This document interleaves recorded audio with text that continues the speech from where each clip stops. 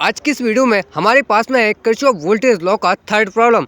इससे पहले भी हम किरचॉफ वोल्टेज लॉ के ऊपर फर्स्ट और सेकंड प्रॉब्लम को कवर कर चुके हैं। अगर अभी तक आपने उन वीडियोस को नहीं देखा है तो इस वीडियो की डिस्क्रिप्शन में जाकर आप लिंक से चेक कर सकते हैं। तो आज की वीडियो में देखिए हमारे पास में क्या है, किरचॉफ वोल्टेज लॉ का ये थर्ड प्रॉब्लम है और हमें जो चीज़ फाइंड करने के लिए बोला जा रहा है that is find the current flowing through 2 ohm resistance by mesh analysis. Mesh analysis यानी कि लूप एनालिसिस यानी कि अल्टीमेटली किरचॉफ लॉ। तो ये हमारे पास में यहाँ पे देखिए इस सर्किट में दो बैटरी वोल्टेज कनेक्टेड हैं। क्या दो, जो कि हमारे पास में वोल्टेज सोर्स कनेक्टेड है, यानी कि दो बैटरियाँ कनेक्टेड हैं 12 वोल्ट की और 10 वोल्ट की, और 3 रेजिस्टेंस कनेक्टेड हैं 2 ओम 5 ओम और 4 ओम का। तो हमें क्या कहा जा रहा है, हमें इस लूप 1 में ये जो ऊपर वाला इतना पार्ट है ये यहाँ से पूरा क्लोज्ड, इसको हम बोलेंगे लूप 1, और ये जो इस साइड का है इसको बोलेंगे लूप 2। अब ये लूप क्या होता है, एक पूरा का पूरा जो क्लोज्ड पाथ होता है जिसमें करंट मूव करता है उसको हम लूप कहते हैं। तो ऊपर एक लूप है और इसी तरीके से नीचे दूसरा लूप है। तो हम ये मानकर चलते हैं कि क्लॉकवाइज डायरेक्शन में करंट लूप नंबर 1 के अंदर फ्लो कर रहा है।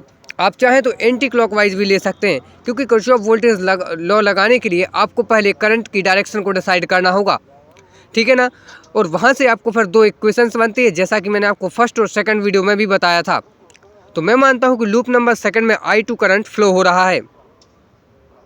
अब इसके बाद में हम क्या करेंगे कि हमारे पास में ये जो I1 करंट है, हम इसकी डायरेक्शन को देखेंगे कि यह वोल्टेज सोर्स में कहाँ से एंटर कर रहा है, उसी के हिसाब से जो कि हमारे पास में इक्वेशंस बनेगी। तो मैं लिखूंगा apply KVL, that means Kirchhoff voltage law in loop number first, जैसा कि हमने पहले और दूसरे वीडियो में भी किया था। तो यही काम हर जगह पर होगा। तो यहाँ पे सबसे पहले हमें देखना है कि करंट I1 यानी कि लूप नंबर 1 में जो करंट के हमने डायरेक्शन को ले रखा है वो हमने लिया है माइनस से, यानी कि जो करंट है हमारा वो माइनस से एंटर कर रहा है। और वोल्टेज सोर्स के लिए ये कंडीशन है, ध्यान से सुनिए, वोल्टेज सोर्स के लिए कंडीशन है कि जहाँ से करंट एंटर कर रहा है आपको वैल्यू को उसी तरीके से रखना है। तो करंट यहाँ पर माइनस से एंटर कर रहा है, यानी कि आप वोल्टेज सोर्स की वैल्यू को माइनस में रखेंगे, बाकी रेजिस्टेंस या फिर इम्पीडेंस की वैल्यू को हमेशा ही आप पॉजिटिव में रखेंगे। तो यहाँ पे ऊपर 2 ओम का रेजिस्टेंस है तो हम इसकी वैल्यू को हमेशा ही पॉजिटिव में रखेंगे। तो मैं यहाँ पे लिखूँगा +2, और इस +2 में से केवल I1 करंट ही फ्लो हो रहा है, तो मल्टीप्लाई में आ जाएगा I1, ठीक है ना। इसके बाद में यहाँ से करंट आएगा तो हमारे पास में ये 5 ओम का रेजिस्टेंस है। तो रेजिस्टेंस की वैल्यू को मैंने आपको क्या बताया, हमेशा ही प्लस में रखना है। रेजिस्टेंस के लिए कोई कंडीशन नहीं, केवल कंडीशन है वोल्टेज सोर्स के लिए कि वोल्टेज सोर्स की वैल्यू आप उसी हिसाब से रखते हैं जिस हिसाब से जो करंट एंटर कर रहा हो जिस भी साइड से, ठीक है ना। तो यहाँ से 5 के लिए हमारे पास में आ जाएगा I1 माइनस I2। अब आप बोलेंगे हमेशा क्यों करेंगे, हमेशा इसलिए करेंगे क्योंकि ये जो 5 ओम का रेजिस्टेंस है वो लूप नंबर 2 के साथ में भी कंबाइंड है, यानी कि उसमें से I2 भी फ्लो होगा और I1 भी फ्लो होगा। तो हम I1 में से I2 को माइनस करेंगे, क्योंकि हम हमेशा ही यह मानकर चलते हैं कि हम जिस लूप के लिए सॉल्व कर रहे हैं वही बड़ा है, ठीक है ना। तो इसके बाद में हमारे पास में आ जाएगा -20, क्योंकि I1 जो करंट है वो बैटरी वोल्टेज सोर्स में माइनस से एंटर कर रहा है, ठीक है ना। तो अब बस आप इसको सॉल्व कर लीजिए। तो यहाँ से आ जाएगा 2 1 5 का अंदर मल्टीप्लाई करेंगे तो आ जाएगा आपके पास में 5I1 माइनस 5I2, और यहाँ से आपके पास में आ जाएगा यह -20 और -10, यानी कि हो जाएगा हमारे पास में -30 = 0। तो यहाँ से हम क्या करेंगे कि यहाँ से हम ऐड करेंगे तो हमारे पास में क्या हो जाएगा 2I1 और 5I1, है ना। तो हमारे पास में हो जाएगा 7I1 माइनस 5I2 = 30, ठीक है ना। तो इस तरीके से हमारे पास में जो फर्स्ट साइमल्टेनियस इक्वेशन है वो हमें मिल जाती है। इसी तरीके से अब हमें लूप नंबर 2 के लिए किरचॉफ वोल्टेज लॉ को अप्लाई करना है और वहाँ से हमें दूसरी इक्वेशन प्राप्त होगी, और फिर हमें दोनों इक्वेशंस को सॉल्व करके जो रेजिस्टेंस 2 के थ्रू हमें करंट को मेज़र करना है वो हमें मिल जाएगा। तो मैं लिखूँगा apply KVL in loop number second. तो लूप नंबर सेकंड में इक्वेशंस को बनाने के लिए वही कंडीशन है, आपको सबसे पहले करंट की वैल्यू को देखना है कि वो वोल्टेज सोर्स में कहाँ से एंटर कर रही है। तो आप यहाँ से देख पाएंगे कि वोल्टेज सोर्स में जो वैल्यू है वो पॉजिटिव से एंटर कर रही है, तो 20 को मैं हमेशा ही पॉजिटिव में रखूँगा। उसके बाद में हमारे पास में आ जाएगा +5, यानी कि ये जो ऊपर रेजिस्टेंस है इस 5 ओम के रेजिस्टेंस में से जो I2 करंट है वो जो कि ये गुजर रही है, लेकिन ये कॉमन है I1 ब्रांच के साथ, तो हमें I2 में से I1 को माइनस करके लिखना पड़ेगा।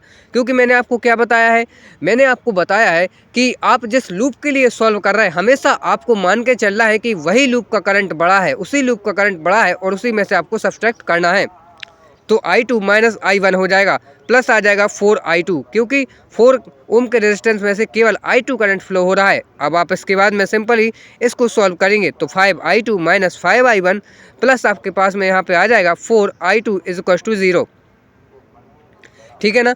तो इसके बाद में आप क्या करेंगे, आपके पास में 4I2 और 5I2 है, आप दोनों को ही ऐड करेंगे तो आपके पास में बचेगा 5I1 माइनस 9I2 हो जाएगा इक्वल्स टू 20 को इस तरफ शिफ्ट कर देंगे तो माइनस 20 हो जाएगा। तो इस तरीके से हमारे पास में ये सेकंड इक्वेशन बनकर तैयार हो जाती है। सॉरी, यहाँ पे आ जाएगा प्लस 9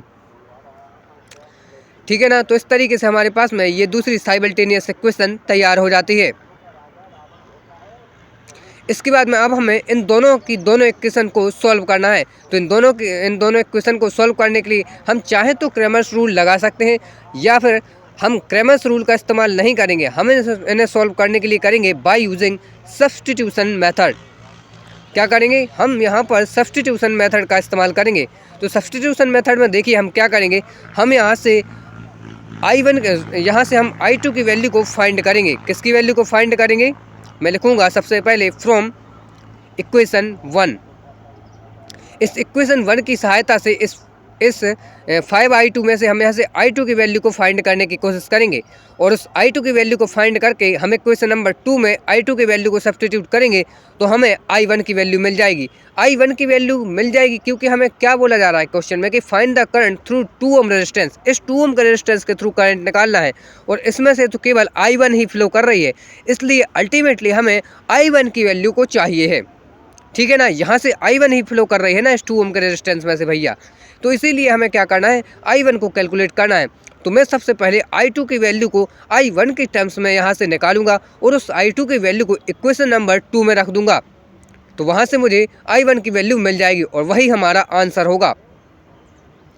तो यहाँ से मैं लिखूँगा माइनस 5I2 इक्वल्स टू 30, इस 7I1 को शिफ्ट करूँगा तो हो जाएगा माइनस 7I1। ठीक है ना। इसके बाद में हम यहाँ से क्या कर सकते हैं, I2 को एज इट इज़ रखेंगे और माइनस 5 को मैं यहाँ से डिवाइड में शिफ्ट कर दूंगा, तो यहाँ से आ जाएगा 7I1 डिवाइड बाई 5, तो इस माइनस 5। तो इस तरीके से हमारे पास में I2 की वैल्यू हमें ऑब्टेंड हो जाती है।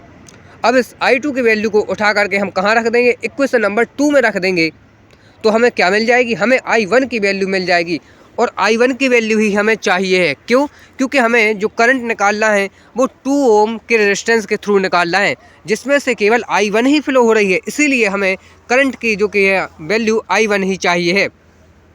तो यहाँ से इक्वेशन नंबर 2 में हम इस वैल्यू को सब्स्टिट्यूट करेंगे तो आ जाएगा माइनस 5I1 प्लस 9 और यहाँ पे I2 की मैं वैल्यू को सब्स्टिट्यूट करूँगा तो 30 माइनस 7I1 डिवाइड बाई जो कि हमारे पास में आ जाएगा 5 और यहाँ से आ जाएगा ये माइनस 20।